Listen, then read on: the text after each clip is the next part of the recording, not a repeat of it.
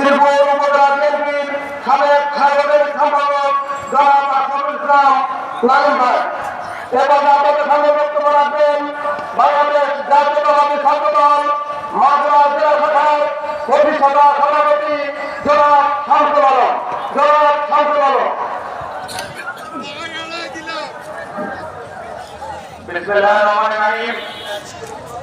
আজকের এই গণসংবর্ধনা অনুষ্ঠানে মাগুরা জেলা বিএনপির আহ্বায়ক নেতৃবৃন্দ এবং মাগুরা 2 আসনের সাবেক সংসদ সদস্য এবং 2 আসনের সেনাপদ জনাব রবিউল ইসলাম নয়ন, আজকের এই সংবর্ধনা অনুষ্ঠানে বাংলাদেশ জাতীয়তাবাদী দলের জন্য এই 2 জন ব্যক্তি মাগুরা জেলায় সর্বোচ্চ আত্মত্যাগ করা করেছেন।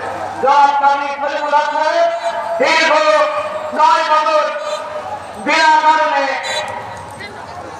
জেলে থেকেছেন এবং আমার সেনাপদ জনাব রবিউল ইসলাম নয়ন সে ঢাকা দক্ষিণের যুব দলের সদস্য সচিব নানা নির্যাতনের শিকার হয়েছে।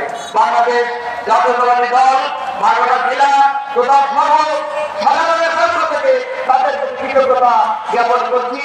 বাংলাদেশ জিন্দাবাদ, শহীদ জিয়া অমর হোক। আসসালামু আলাইকুম।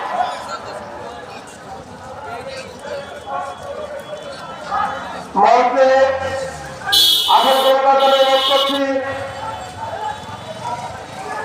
দক্ষিণ মাগুরার সম্মানিত খানের সভাপতি শেখ শফিকুল ইসলামকে মঞ্চে আসন গ্রহণ করছি জনাব নবী খান, বিশিষ্ট বিএনপি নেতা মাগুরা।